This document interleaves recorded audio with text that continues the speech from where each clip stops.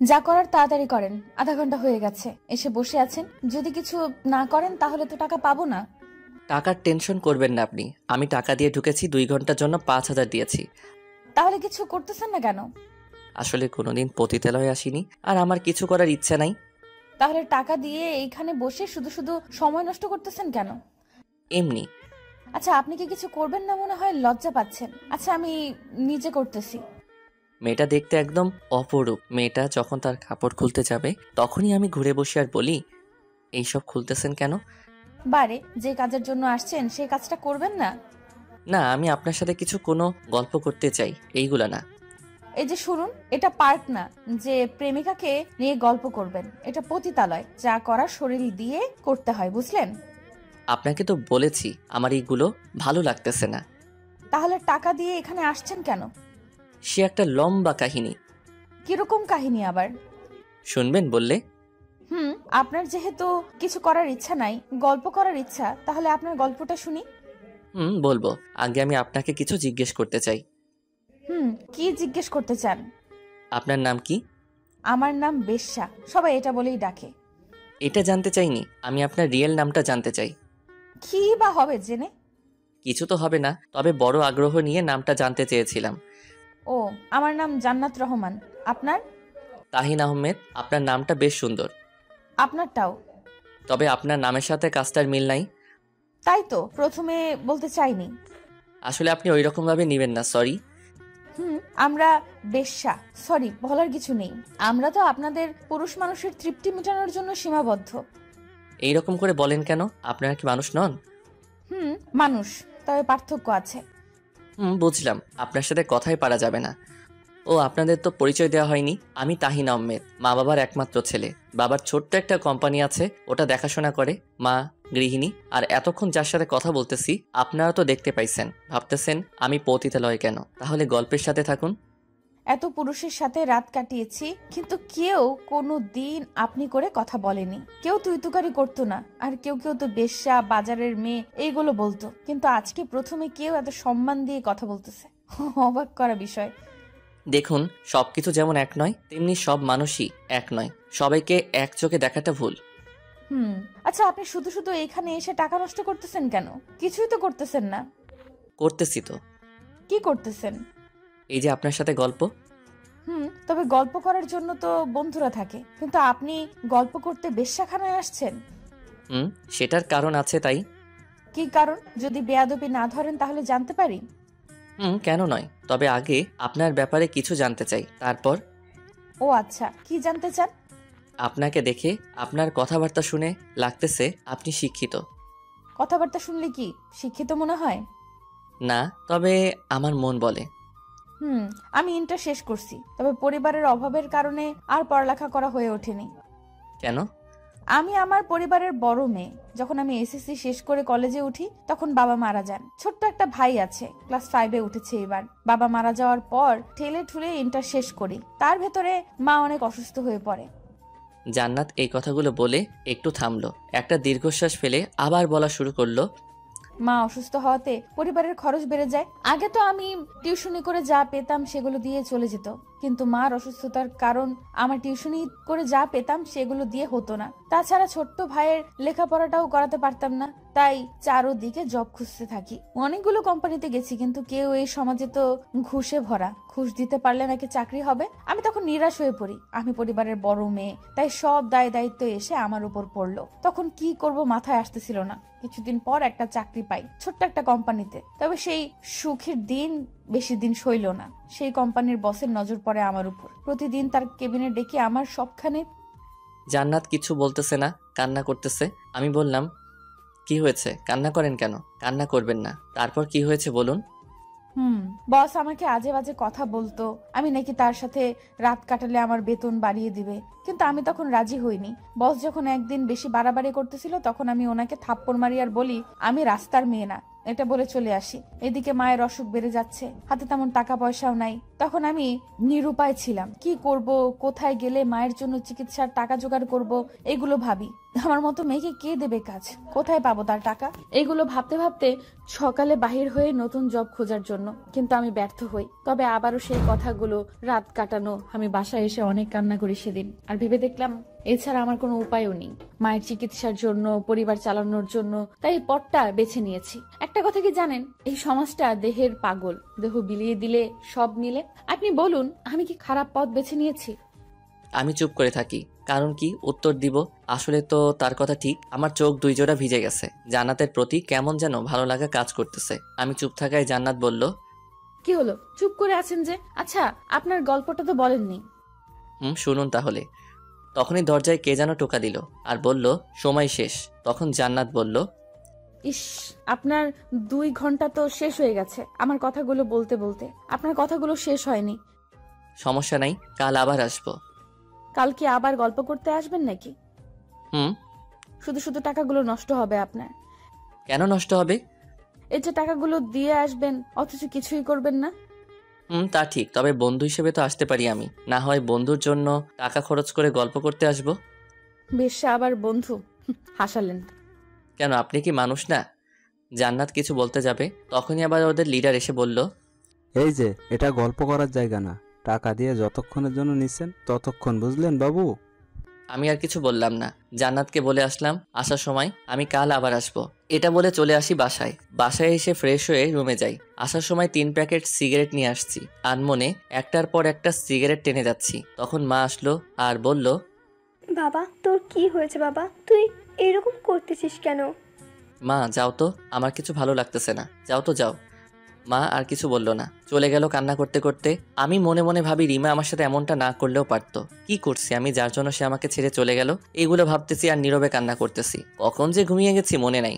সকালে ঘুম থেকে উঠি, ফ্রেশ হয়ে নিচে যাই। তখন মা নাস্তাকে ডাক দিল। আমি চুপচাপ নাস্তার টেবিলে বসে পড়ি। মা নাস্তা দিতে দিতে বলল, বাবা, তোর কি হয়েছে বলবি? তোর এমন অবস্থা আর আমার সহ্য হচ্ছে না। বল না বাবা, কি হয়েছে তোর? তখন আমি মাকে জড়িয়ে ধরে কান্না করে দেই। আমার কান্না করা দেখে মা আর কিছু বলল না, শুধু একটা কথা বলছে, বাবা, তুই আমাদের একমাত্র ছেলে। তোর জন্য আমরা আর কোনো ছেলে সন্তান নেইনি। তুই যদি এমন করিস তাহলে আমরা বাঁচবো কি করে? আমরা মরে যাব বাবা। আমি তোর মা, আমি সব বুঝি। এই বয়সে এইগুলো হয়, তাই ভেঙে পড়তে নেই। আমি শুধু বলে সম্মতি দেই। নাস্তা করে একটু বাহিরে হলাম, কিছু ভালো লাগতেছে না। কিছুক্ষণ বাহিরে হাঁটার পর আবার বাসায় আসি। দুপুরে খাবার খেয়ে একটু ঘুমাই। ঘুম থেকে উঠতে উঠতে 4টা, 4:30 বেজে গেল।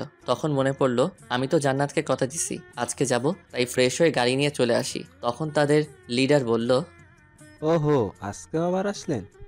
হুম। বুঝি বুঝি, এখনই তো এগুলো করার সময়। তো কোন পাখিটাকে নিবেন আজ? আমি জান্নাতের কথা বলি আর টাকা নিয়ে ভিতরে যাই। জান্নাত আমাকে দেখে বলল, আপনি সত্যি সত্যি আজকেও আসলেন? কেন, অন্য কাউকে আশা করেছেন মনে হয়? কতজনই তো আসে রোজকার, আবার আশা করব? আমি কিছু বলতে পারতেছি না, কি বার বলবো। তার কথা তো ঠিক, তাই চুপ করে আছি। তখন জান্নাত আবার বলল, কি হলো, চুপ করে আছেন?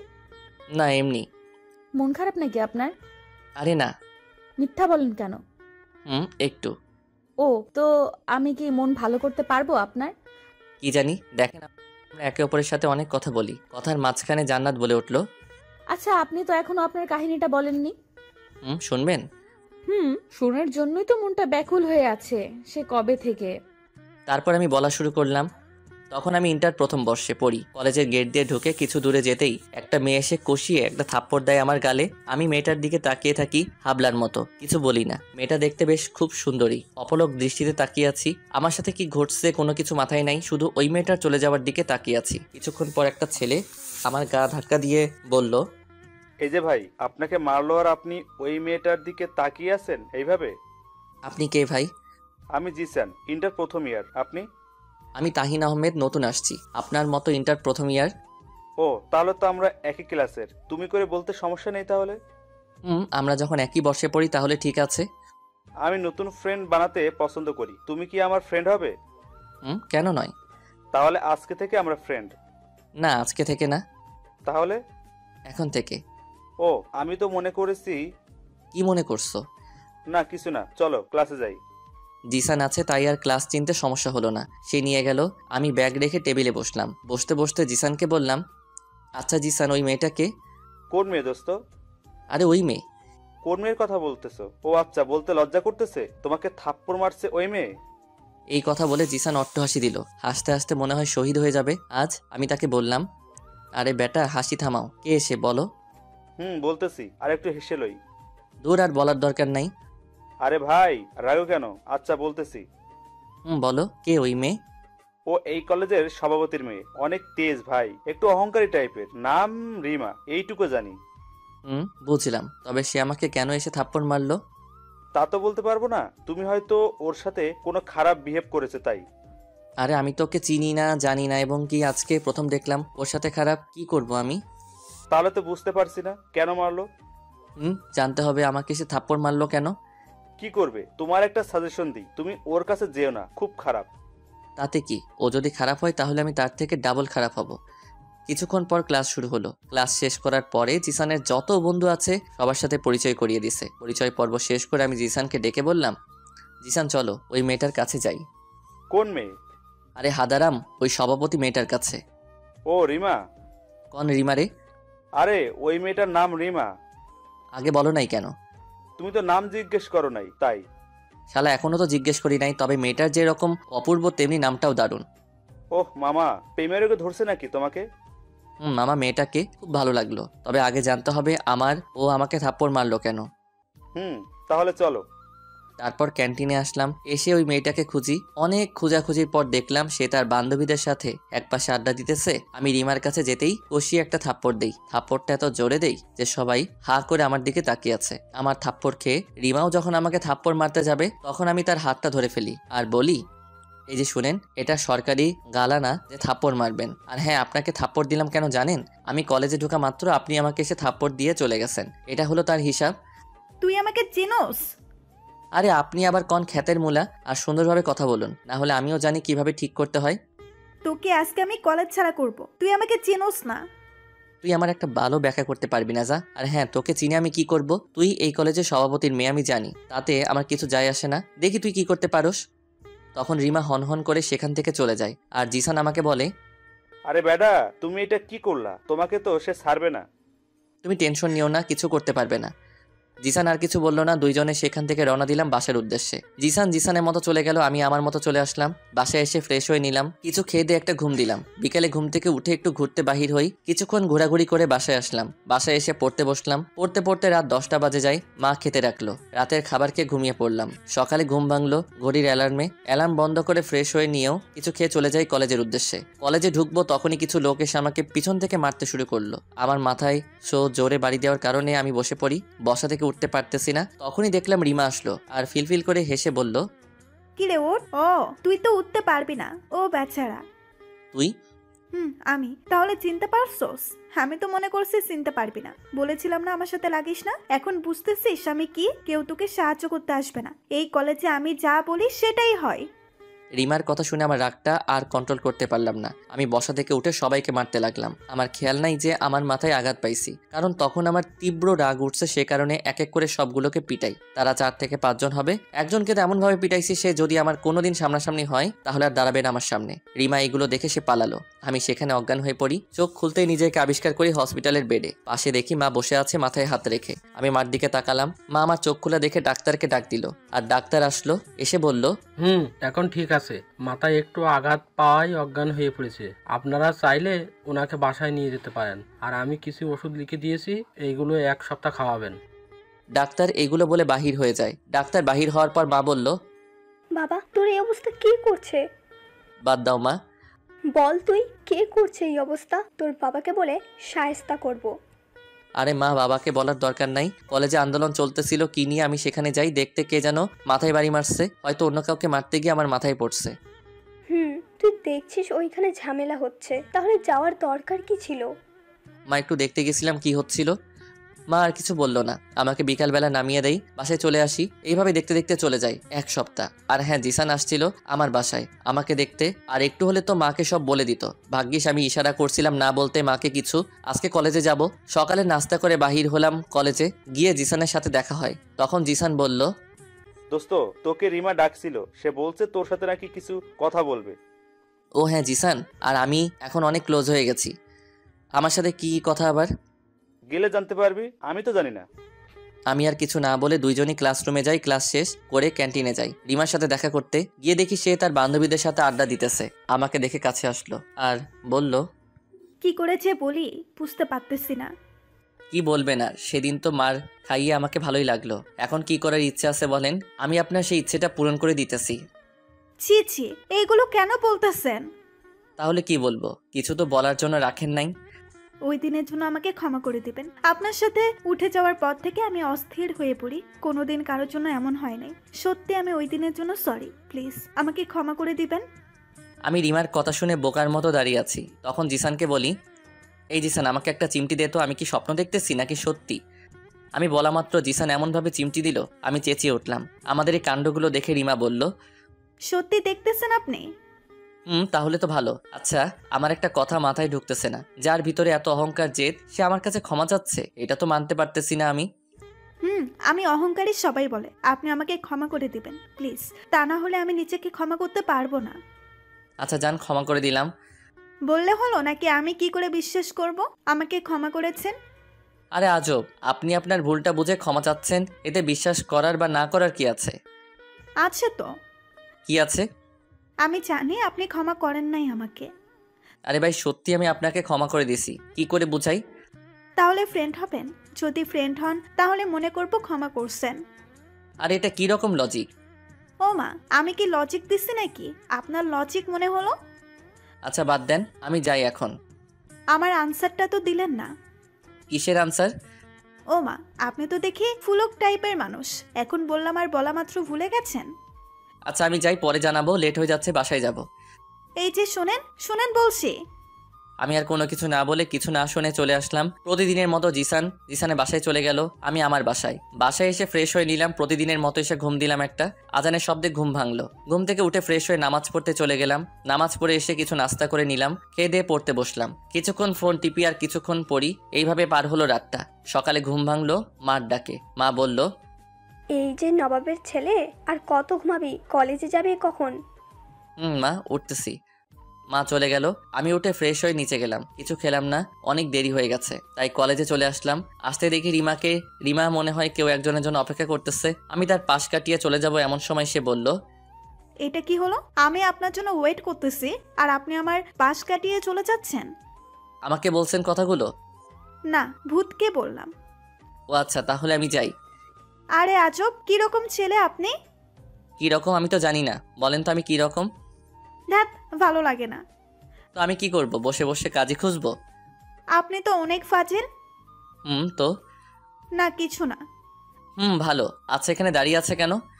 আপনার জন্য দেরি হলো কেন? আজকে আপনার ঘুম থেকে উঠতে পারি নাই তাই। আচ্ছা আমার জন্য কেন দাঁড়িয়েছিলেন? আপনি তো বলছেন কালকে আনসার দিবেন, তাই এটা শোনার জন্য অপেক্ষায় ছিলাম। ও আচ্ছা আচ্ছা, আমি যদি আনসারটার উত্তর না বলি তখন কি করবেন? আপনি যদি ফ্রেন্ড না হতে চান তাহলে তো আমি জোর করতে পারবো না। গুড। হ্যাঁ এটা ঠিক, আমি অহংকারী, কিন্তু বিশ্বাস করেন আমি চাই আপনার মতো মানুষের সাথে থেকে আমার অহংকারটা দূরে ঠেলতে। আচ্ছা আমি তাহলে যাই। কই যাবেন? উত্তরটাও নিয়ে যান। আপনি তো বললেন হবেন না। ওরে শালার, আমি কখন বললাম এটা? আমি কি বলছি ভেবে দেখেন। জানি আপনি বলবেন, আপনি হয়তো না করবেন। ঠিক, আমি তো বলি নাই যে হব না। জানি হবেনও না, কারণ আমার ভেতরে অহংকারে ভরা। আচ্ছা বাদ দেন তো। আচ্ছা আমি রাজি, আপনার একটু টেস্ট করে দেখতেছিলাম। সত্যি বলতেছেন আপনি আমার ফ্রেন্ড হবেন? এটা শুনে রিমা অনেক পরিমাণ খুশি হলো। এইভাবে কাটতে থাকে দিনগুলো। 3 মাস পর রিমা আমাকে প্রপোজ করে কলেজের সবার সামনে। আমিও রাজি না হয়ে পারলাম না। আমি জানি সে আমাকে ভালোবাসে। দেখতে দেখতে দুইটা বছর পার হয়। এর মাঝে রিমাকে আমিও অনেক ভালোবেসে ফেলি, কিন্তু রিমা ইদানিং আমাকে ইগনোর করতে শুরু করছে। আমার এইগুলো ভালো লাগতেছে না। হঠাৎ আমার এক বন্ধু আমার কাছে এসে বলতে লাগলো, দোস্ত, তোর কি রিমার সাথে কিছু হয়েছে? কেন, কি হবে? কিছু তো হয়নি। তাহলে রিমাকে দেখলাম অন্য ছেলের সাথে কোথায় যেন যাচ্ছে। কখন দেখলি? এই তো কিছুক্ষণ আগে একটা হোটেলের ভিতর ঢুকতে দেখেছি। আচ্ছা চল তো দেখি কোন হোটেলে গেছে। আমি আর দেরি না করে চলে আসলাম আমার বন্ধুর দেখানো হোটেলে। তাই আমি গিয়ে সেই হোটেলের ম্যানেজারের সাথে কথা বললাম। ম্যানেজার আমাকে রুম নাম্বারটা বলে দিল।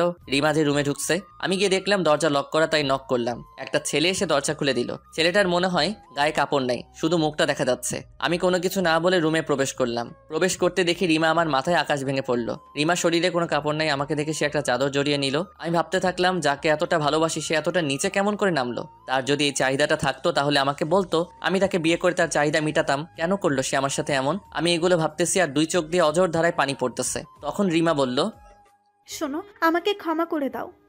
সেটা বলতে আমি তার কাছে গিয়ে তাকে কষে একটা থাপ্পড় দিয়ে আর বলি, তোদের মতো মেয়েদের কারণে আজ ভালোবাসা অপমানিত হচ্ছে। তোদের কারণে হেরে যাচ্ছে হাজারো বিশ্বাস, উঠে যাচ্ছে একজনের প্রতি অন্যজনের মায়া মমতা। কেন করলি তুই? তোকে কি কম ভালোবেসেছিলাম? আমাকে ক্ষমা করে দাও প্লিজ। তোকে যদি ক্ষমা করি তাহলে আমাকে ক্ষমা করবে না তারা যারা হেরে গেছে তোদের মতো ছলনাময়ীর কাছে। তুই কোন মুখে ক্ষমা চাচ্ছিস? তুই তো বেশ্যাদের থেকে খারাপ, আর বেশ্যারা তো না চাইতে করে টাকার জন্য এইসব। তুই কেন করলি? আরে তোর চাইছে বেশ্যারা অনেক ভালো। আসলে কথায় আছে, কুকুরের পেটে যেমন ঘি হজম হয় না, ঠিক তুইও তেমন। আমি এগুলো বলে আর দাঁড়ালাম না, সেখানে সোজা বাসায় চলে আসলাম। অনেক কান্না করতে লাগলাম। কান্না করতে করতে বলি, কেন সে এমন করলো আমার সাথে। তার পরের দিন ভাবলাম, কি এমন সুখ আছে আমি তাকে দিতে পারলাম না। তাই তার পরের দিন ঠিক করি পতিতালয়ে আসবো। আর কি আর, গুলো তো সব আপনি জানেন। আমি খেয়াল করলাম জান্নাতের চোখে পানি টলমল করতেছে, কিন্তু কান্না করতে পারতেছে না। আমি বললাম, শুনলেন তো আমার কাহিনী? আসলে আমরা যাকে বেশি ভালোবাসি সে আমাদেরকে বেশি কষ্ট দেয়, না চাইতেও। হুম। একটা কথা কি জানেন, বিধাতা হয়তো আপনার জন্য ভালো কিছু রাখছে, তাই ভুল মানুষের কাছ থেকে সরিয়ে নিছে আপনাকে। হয়তো, তবে সে আমার জীবনের দ্বিতীয় নারী ছিল। আমার মায়ের পর তাকে নিয়ে বোনা ছিল হাজারো স্বপ্ন। সেই স্বপ্নগুলো কাছের গ্লাসের মতো ভেঙে যেতে দেরি করলো না। যা হয়েছে ভুলে গিয়ে নতুন করে স্বপ্ন সাজান। আপনি অনেক ভালো মনের মানুষ, আপনার সাথে ভালো কিছু হবে ইনশাল্লাহ। আমি কিছু বললাম না, ওর কথাগুলো শুনতেছি। এত সুন্দর করে কথা বলে সে যদি জান্নাতের মতো কেউ একজন আমার জীবনে থাকতো, এইগুলো ভাবতেছি। তখন জান্নাত বলল, কি হলো, কি ভাবে না তো? না কিছু না। আচ্ছা আমি আপনাকে নাম ধরে ডাকতে পারি? এতদিন পর বলতেছেন নাম ধরে ডাকবেন কি না? হাসালেন।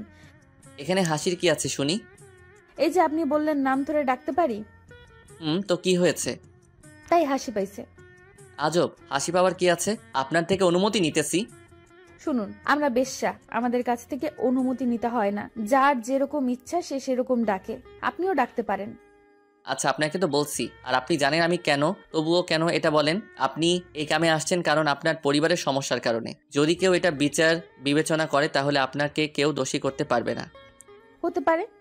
আর কোনোদিন এই কথা বলবেন না। আমি এই কথা বলতে জিব্বায় কামড় খেলাম একটা। আমার থেমে যাওয়া দেখে জান্নাত বলল, কি হলো, থামলেন কেন? বলেন আপনি কি? না কিছু না। আচ্ছা আপনার সাথে কিছু কথা ছিল। বলেন কি কথা? আমি চাই আপনি। আর কিছু বলতে পারলাম না, দরজায় টোকা পড়লো। বুঝলাম আমার সময় শেষ। আমি জান্নাতকে বললাম আসার সময়, আচ্ছা আজকে যাই, কালকে আসবো, সব কিছু বলবো। আপনার অপেক্ষায় থাকবো। আমি চলে আসলাম বাসায়। বাসায় এসে সেই প্রতিদিনের মতো খাটে হেলান দিয়ে সিগারেট ধরালাম। তখনই জান্নাতের মায়াভরা চেহারাটা ভেসে উঠল। আমি আর সিগারেট টান দিলাম না, ফেলে দিলাম। শুয়ে আছি আর ভাবতেছি, আচ্ছা আমি কি জান্নাতকে পছন্দ করতে শুরু করছি? মেয়েটার প্রতি এত মায়া লাগতেছে। আচ্ছা তাহলে আমি কি তাকে ভালোবাসতে শুরু করতেছি? মেয়েটার তো কোনো দোষ নাই, সে তো নিষ্পাপ, সে আমার কাছে পবিত্র। সে তো নিজ ইচ্ছায় এইগুলো করতেছে না, খারাপ সময়ের কারণে করতে বাধ্য হয়েছে। আচ্ছা আমি কাল যাব, দেখি তাকে বলে দেখব সে কি বলে। সে যদি আমার কথায় রাজি হয় তাহলে ভালো হবে। এইগুলো ভাবতে ভাবতে কখন যে ঘুমিয়ে পড়ছি মনে নাই। ঘুম থেকে উঠলাম সকাল 9টায়। ফ্রেশ হয়ে নিচে এসে নাস্তা করে নিলাম। আর ভাবতেছি আজকে বাবার অফিসে যাব, সেখানে কিছু সময় কাটিয়ে জান্নাতের কাছে যাব। চলে আসলাম বাবার অফিসে। আমাকে সবাই দেখে সালাম দিতে লাগলো। আমি বাবার কেবিনে গেলাম। বাবা আমাকে দেখে বলল, আজ কোন দিক থেকে সূর্য উঠলো? কেন কি হয়েছে? সূর্য তো প্রতিদিনে যেই দিকে উঠে সেই দিকেই উঠছে। তবে তোর সূর্যটা আজ কোন দিক থেকে উঠলো রে বাবা? বাবা বাদ দাও তো এইগুলা। যে ছেলেকে আমি নিজে বলে আনতে পারি না আমার অফিসে, সে আজ নিজে আসলো, এটা তো বলার কথা।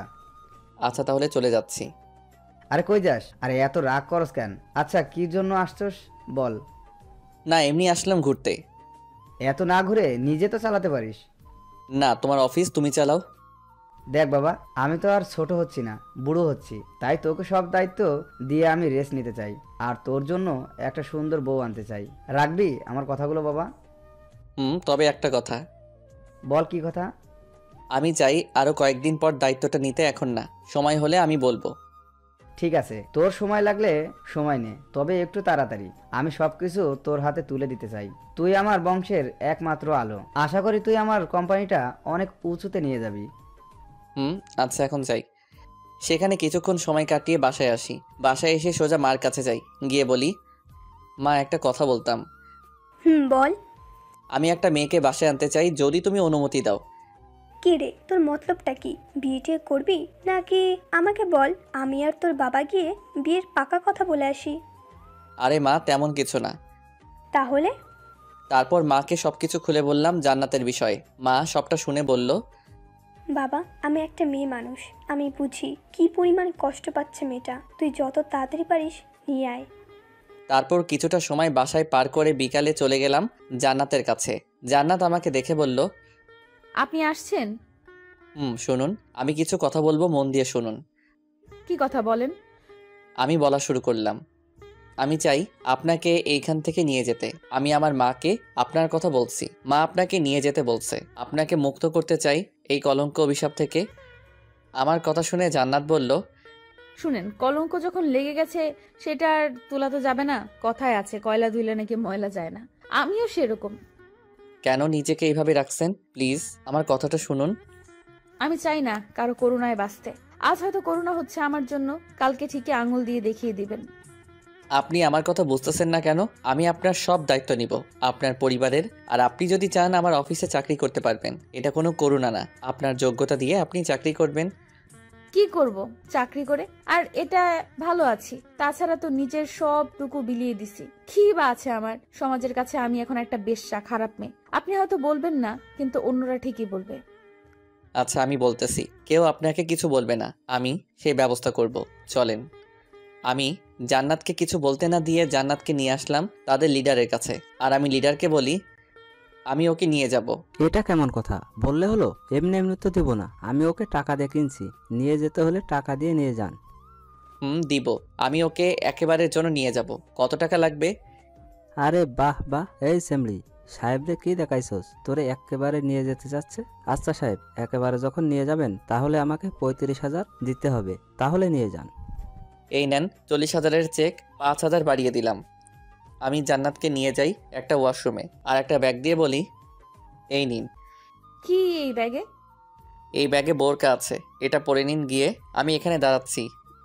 জান্নাত ভিতরে চলে গেল। আমি বাহিরে দাঁড়িয়ে আছি। কিছুক্ষণ বাহির হলো বোরকাটা পরে। আমি বলি, পরছেন?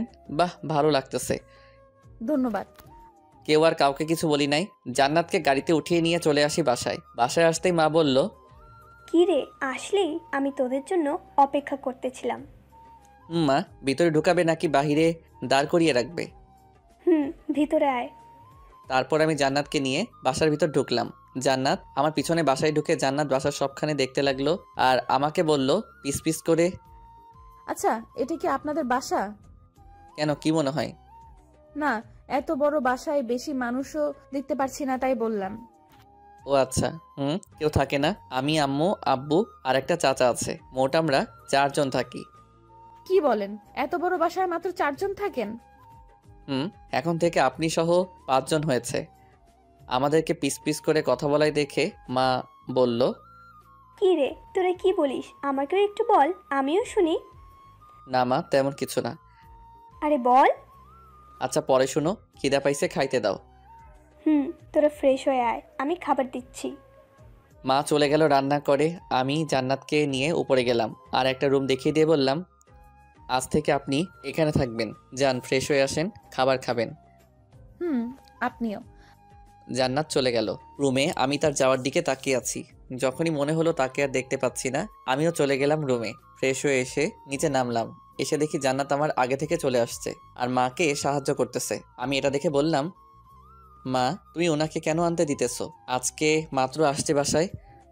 আমার কথা শুনে জান্নাত বলল, আরে আন্টি বারণ করেছিল, আমি জোর করে করেছি। বসেন আপনি। আরে আপনি তো এইমাত্র আসলেন বাসায়, কাজ কেন করতেছেন? তখনই মা বলে উঠল, এই শোন, আমার এমন একটা বৌমা চাই। মা তুমিও? মার কথা শুনে জান্নাত একটু লজ্জা পেল। না বললেও ওর মুখ দেখে বোঝা যাচ্ছে। খাবার টেবিলে সাজানো হয়েছে। তারপর সবাই মিলে খেয়ে নিলাম। খেয়ে রুমে চলে গেলাম। 10-15 মিনিট পর দেখলাম জান্নাত আমার রুমে আসলো আর দরজার কাছে দাঁড়িয়ে বলল, ভেতরে কি আসতে পারি? আরে আসেন, অনুমতি নেওয়ার কি আছে? এটা এখন থেকে আপনার বাসা মনে করবেন। জান্নাত ভিতরে ঢুকে খাটের এক কোণায় বসলো আর বলল, আচ্ছা, একটা কথা জিজ্ঞেস করি আপনাকে। অবশ্য, কি কথা বলেন। আচ্ছা, আপনি আমাকে আপনার বাসায় আনলেন কেন? আমি তো একটা নষ্ট মেয়ে। ঠিক, তবে আপনি তো স্বইচ্ছাই কাজ করেন নাই, আপনার পরিবারকে বাঁচাতে করছেন। আপনার জায়গায় অন্য কেউ হলে এটা করতো।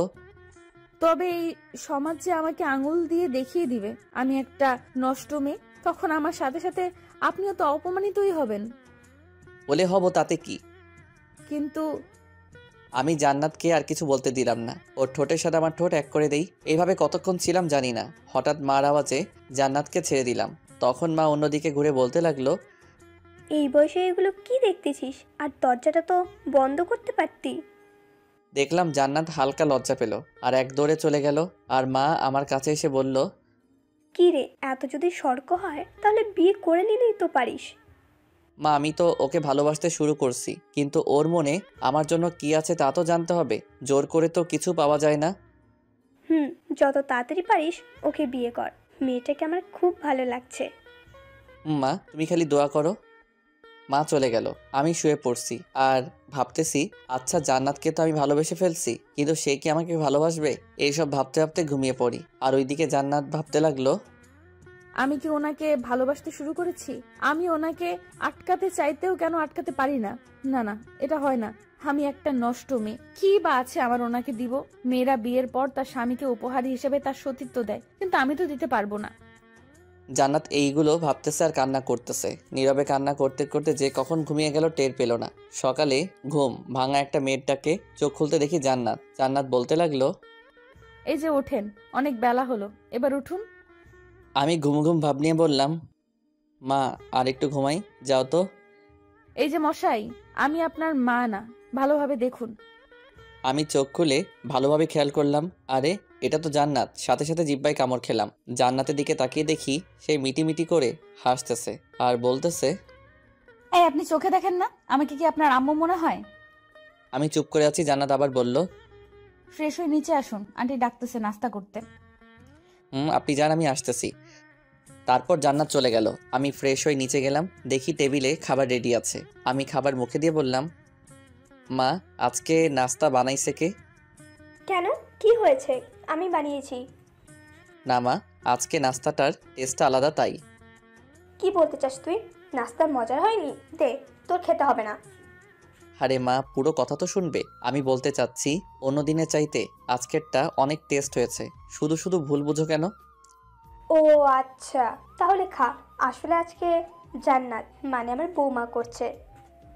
আম্মুর মুখে বউ ডাক শুনে আমি আম্মুকে ইশারায় বললাম, এইগুলো কেন বলো? আম্মু আমার ইশারা বুঝে হাসতে লাগলো। আমি খেয়াল করলাম জান্নাত তো মিটিমিটি করে হাসতেছে। তার মানে বুঝতেছি জান্নাত মুখ ফুটে কিছু বলতে পারতেছে না। যা করার আমাকে করতে হবে। জান্নাতকে দাঁড়িয়ে থেকে দেখে বললাম, কি হলো, আপনিও বসুন। না, আগে আপনারা খেয়ে নিন, তারপর খাবো। তখন মা বলল, কি রে মা, তুমি মনে হয় আমাদেরকে এখনো আপন মনে করো না। তা না, আপনারা বড় মানুষ, আগে আপনারা খান। আমি ছোট মানুষ, আমি তো আপনার মেয়ের মতো। জান্নাতের কথা শুনে মা আমার দিকে তাকিয়ে বলল, ওই দেখছিস কিভাবে সম্মান করতে জানে আমার বৌমা? আমি তো ওকেই বউ বানাবো। মা আবার শুরু হয়ে গেল। মা আমার কথার জবাব না দিয়ে জান্নাতকে ডেকে পাশে বসিয়ে জিজ্ঞেস করে বসলো, মা, আমি চাই তোমাকে আমার ছেলের বউ বানাতে। তোমার কোনো আপত্তি নেই তো? না, তবে আমার আম্মু আর ভাই আছে। আপনি আমার আম্মুর সাথে কথা বলেন, ইনশাল্লাহ আম্মুও রাজি হবে। আচ্ছা, তাহলে আজকেই তোমার বাসায় যাব, তুমি সহ। আম্মু আমার বাসায় না যাওয়ার চিন্তা আছে। আচ্ছা, তাহলে আমরা কিছুক্ষণ পরে রওনা দিব তোমার বাসার উদ্দেশ্যে। মা এটা বলে আমাকে বলল গাড়ি বাহির করতে। কি করব? আর নাস্তা সেরে রুমে গেলাম। দেখি জান্নাত আসলো। এসে আমাকে বলল, আপনার সাথে কিছু কথা ছিল, অনুমতি দিলে বলবো। বলেন, কি কথা? আমি জানি আপনি আমাকে করুণা করে আপনার বাসায় ঠাঁই দিয়েছেন, কিন্তু আপনার আম্মু এগুলো কি করতেছে? আপনি আমাকে বিয়ে করে সুখী হতে পারবেন না? আমি তো একটা নষ্ট মেয়ে। কি দিতে পারবো আমি আপনাকে? কি আছে বা আমার কাছে? যে সম্পদটা রাখছিলাম নিজের বিয়ের পর স্বামীকে দিতে, সে সম্পদটাই তো নেই। আর আপনি তো সব জানেন, তাহলে আপনি তখন বললেন না কেন আপনি আমাকে বিয়ে করবেন না? আচ্ছা আমি বলি নাই মানলাম, কিন্তু আপনি কেন বলছেন আপনার আম্মুর সাথে কথা বলতে? কি করব তাহলে? আমি যদি এটা না বলতাম তাহলে আন্টি মনে কষ্ট পাবে। ভালো তো, কথা জানেন। আচ্ছা একটা কথা বলি। বলেন। আসলে আমি আপনাকে ভালোবেসে ফেলছি, আর আমি আপনাকে কোনো করুণা করি নাই। আর কি বলছেন? আমাকে বিয়ে করলে কি দিবেন? আমি কি আপনার থেকে কিছু চাইছি? শুধু একটু ভালোবাসা চাই। আর একটা কথা জেনে রাখুন, আপনি আমার কাছে একদম একটা ফুলের মতো পবিত্র। আচ্ছা আমাকে কি আপনি একটু ভালোবাসা দিতে পারবেন না? জান্নাত আমার কথা শুনে কান্না করে দিল আর আমার বুকে ঝাঁপিয়ে পড়ল, যে তার জন্য আমি মোটেও প্রস্তুত ছিলাম না। আমি বললাম, এই কেউ দেখে ফেলবে, ছাড়ো। না, ছাড়বো না। সারা জীবন এই বুকে মাথাটা রাখতে চাই। কোনোদিন পর করে দিবেন না তো? আমি জান্নাতকে আরো শক্ত করে জড়িয়ে ধরে বলি, না, আমার বউটাকে কোনোদিন আর কোনো কষ্ট পেতে দিব না। জানি না এই সুখ সইবে কিনা আমার কপালে। এইগুলো বলবে না, তা না হলে কথা বলবো না আর তোমার সাথে। আচ্ছা, আর বলবো না। আমি আর কিছু বললাম না। জান্নাতকে বুক থেকে ছাড়িয়ে সামনে এনে তার কপালে একটা ভালোবাসার স্পর্শ এঁকে দিলাম। দেখলাম জান্নাতের কিছুটা চুল সামনে ঝুলতেছে। আমি হাত দিয়ে ওই চুলগুলো কানের পাশে গুজে দিলাম। একটু খেয়াল করে দেখলাম জান্নাতের ঠোঁটগুলো কাঁপতেছে। ওই গোলাপি ঠোঁট দেখে নিজেকে আর সামলাতে পারলাম না। ডুবিয়ে দিলাম জান্নাতের ঠোঁটগুলোর সাথে আমার ঠোঁটগুলো। 4 ঠোঁট এক হয়ে গেল। জান্নাত প্রথমে ছাড়ার চেষ্টা করছিল, আমার জোড়াজুড়িতে সেও রেসপন্স দিতে লাগলো। এইভাবে কতক্ষণ ছিলাম জানি না। কিছুক্ষণ পর ছেড়ে দেই। আর ছাড়ার পর জান্নাত লজ্জা মাখা মুখে বলতে লাগলো, এই আর না, হয়েছে। আরগুলো বিয়ের পরে। বিয়ের পর কি? জান্নাত আর কিছু বলল না, দৌড়ে চলে গেল। তখনই ডাক পড়ে মার। মা আমার রুমে এসে আমাকে বলল, কি রে, এখনো রেডি হসনি? কেন? কি রে, তোর জ্বর হয়েছে নাকি? দেখি। না মা, কিছু হয় নাই। তাহলে রেডি হতে বলছি আমি। আর তুই কেন বললি যে? তোকে তো কিছুক্ষণ আগে বললাম জান্নাতের বাসায় যাব, ভুলে গেছিস? মা কথা শুনে আমি জিব্বা কামড় খেলাম আর মনে মনে বলতে লাগলাম, খাইছে রে। রোমান্স করতে করতে ভুলে গেছি। আম্মু কিছু বোঝার আগে আমি বললাম, আচ্ছা তুমি যাও, আমি আসতেছি। আর জান্নাতকেও রেডি হতে বলো। মা চলে গেল। আমি ফ্রেশ হয়ে রেডি হয়ে নিলাম। আমার পরানো একটা নেভি ব্লু শার্ট আর একটা কালো প্যান্ট। মাথা চুলগুলো একটু স্পিক করে দিলাম, চোখে সানগ্লাস। আমি আয়নার সামনে দাঁড়িয়ে চুলগুলো ঠিক করতেছি। তখনই গ্লাসে খেয়াল করলাম জান্নাত আসছে। আমি জান্নাতকে দেখে পিছনে ঘুরি আর বলি, কেমন লাগতেছে গো? পেঁচার মতো লাগতেছে। ও আচ্ছা, এই পেঁচা তো আপনারই গলায় ঝুলবে ম্যাডাম। বইয়ে গেছে। বিয়েটা হতে দাও, বাসর ঘরে বোঝাবো এই পেঁচাটা কি করতে পারে। আসছে, দেখা যাবে। তাছাড়া আমি তো আমার বাসর ঘরে কোনো পেঁচা ঢুকতে দিব না। দেখবো নে কেমন করে ঢুকতে না দাও। দেখা যাবে। আচ্ছা চলেন, মা রাখতে পাঠিয়েছে আমাকে, দেরি হলে বকা দিবে। চলো যাওয়া যাক। তারপর জান্নাতকে নিয়ে নিচে আসি। আসতেই মা বলল, কি রে, এতক্ষণ লাগে আসতে? মা রেডি হতে তো সময় লাগবে, শ্বশুর বাড়ি যাচ্ছি, একটু বোঝো না। হয়েছে হয়েছে, চল এখন। তারপর রওনা দিলাম জান্নাতদের বাড়ির উদ্দেশ্যে। কিছুক্ষণ পর পৌঁছে গেলাম জান্নাতদের বাসায়। জান্নাত গাড়ি থেকে নেমে সামনে হাঁটতেছে, আমরা পিছনে। জান্নাত ঘরে ঢুকলো। তখনই জান্নাতের মা জান্নাতকে দেখে বলে উঠল, কিরে মা, কই ছিলি? তোর জন্য অনেক চিন্তা হচ্ছিল। আর মা, ওনারা কারা? তখন জান্নাত আমাদেরকে ডেকে কাছে নিয়ে গিয়ে ওর মাকে বলল, মা, আমি ওনাদের বাসায় ছিলাম। উনি হচ্ছেন তাহিন আর ওনার মা। আমি সালাম দিলাম আর আমাদেরকে বসতে বলে আমি ঘরের চারিপাশে চোখ ঘুরিয়ে দেখতে লাগলাম। একটা খাট আছে আর ঘরটা তেমন বড় না আমাদের মতো। আমরা গিয়ে খাটে বসলাম। তখন মা বলল, মানে আমার মা জান্নাতের মাকে বলল, আপনি আমার বোনের মতো। আমরা আপনার কাছে একটা আশা নিয়ে একটা জিনিস চাইতে আসছি। বলেন না কি জিনিস? আর তাছাড়া এই গরিবের ঘরে কি বা আছে আপনাদের দেবার? আছে বলেই আসছি বোন, অনেক মূল্যবান জিনিস সেটা। আমাদের ঘরে এমন কোন জিনিস মূল্যবান আছে আমি তো জানি না, একটু খুলে বলবেন? আপনি যেহেতু অনুমতি দিয়েছেন তাহলে বলতে পারি। আপনার ঘরের চাঁদটাকে আমার ছেলের বউ করে আমার ঘরে তুলতে চাই। এটা তো খুশির খবর। তবে বোন, আমার তো দেওয়ার মতো কোনো কিছু নাই। আমাদের কিচ্ছু লাগবে না, আল্লাহর রহমতে আমাদের কোনো কিছুর অভাব নেই। শুধু আপনার চাঁদের টুকরো মেয়েটাকে আমার মেয়ে করতে চাই। আপনি কি দিতে রাজি আছেন? আমি আর কি বলবো, ওরা দুজন যদি রাজি থাকে তাহলে তো আলহামদুলিল্লাহ। ওরা রাজি আছে আর ওরা একে অপরকে ভালোবাসে। আলহামদুলিল্লাহ। আচ্ছা, বিয়ের ডেটটা পরশুদিন দিলে কেমন হয়? আপনার যা ভালো মনে হয়। ওনারা কথা বলতেছে আলহামদুলিল্লাহ, আমার বিয়ে ঠিক হয়ে গেল। এই যে পাঠক পাঠিকারা, উপহার ছাড়া কেউ বিয়ের দাওয়াত খেতে আসবেন না। কম করে হলেও আমাদের ভবিষ্যৎ ছেলেমেয়ের জন্য একটা করে খেলনা নিয়ে আসবেন। মজা করলাম একটু। ওইদিকে দেখি লজ্জায় জান্নাতের মুখ টমেটোর মতো লাল হয়ে গেল। আমি জান্নাতের কাছে গেলাম আর কানে কানে বললাম, এই যে মিস, ও না, এখন থেকে তো মিসেস হয়ে গেছেন। বলেন। তাহলে বাসর রাতে তো খুব জমবে। আমার বলছি লজ্জা লাগে না? এখন যা লজ্জা পাওয়ার পেয়ে নাও, তোমার সব লজ্জা ওই রাতে ভাঙাবো। আমি আর কিছু বললাম না, আবার এসে খাটে বসি আর শাশুড়িকে বলি, আন্টি আমার একটা আবদার, আশা করি রাখবেন। বাবা বলো। আন্টি আমি চাই আপনারা সবাই আমাদের বাসায় থাকবেন এখন থেকে, আর আপনার ছেলের পড়ার খরচ সব কিছু আমি চালাবো। না বাবা, তা হয় না। আন্টি আমি কিন্তু আপনার ছেলের মতো, আমার কথা রাখবেন। জান্নাতের আম্মু কিছু বলতে যাবে তখনই আমার মা বলে উঠল, আর কোনো কথা না, আজকে থেকে আপনারা আমাদের সাথে থাকবেন। তাছাড়া আমারও তো গল্প করার জন্য একজন সঙ্গী চাই। আপনি থাকলে তো আরও ভালো, দুই বোন মিলে সারা দিন গল্প করব। আর কিছু বলল না, রাজি হয়ে গেল। আর এইদিকে আম্মু আব্বুকে ফোন দিয়ে জানিয়ে দিল সব।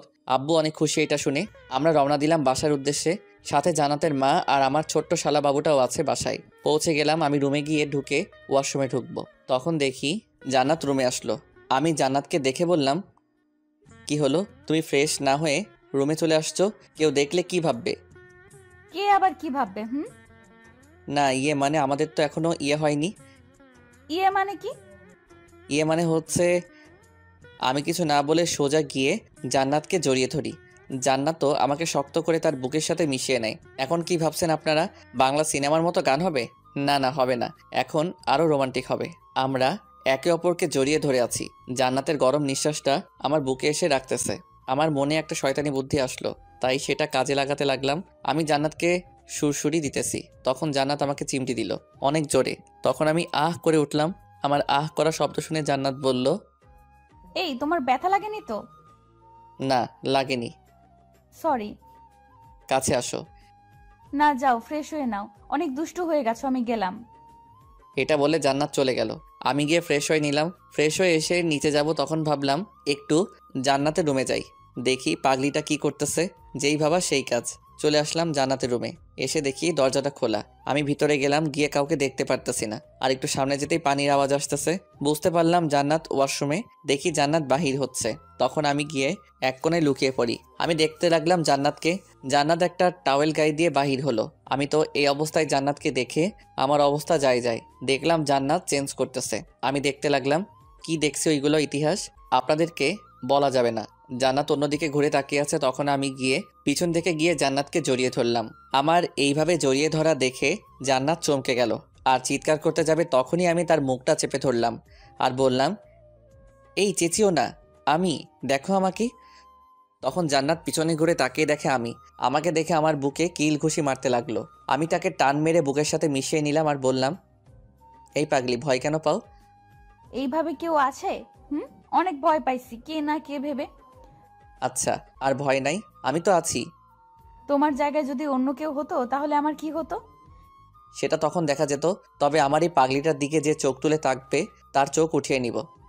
এইভাবে ভালোবাসবে তো সারা জীবন, যত বড়ই সমস্যা হোক না কেন। আমাকে পর করে দিও না। পাগলি। দুইজন দুইজনের বুকের সাথে লেপ্টে আছি। কিছুক্ষণ নীরবতা বহন করলো আমাদের মাঝে। আমি জান্নাতকে বললাম, তোমার কোমরের নিচে যে তিলটা আছে ওইটা অনেক সুন্দর গো।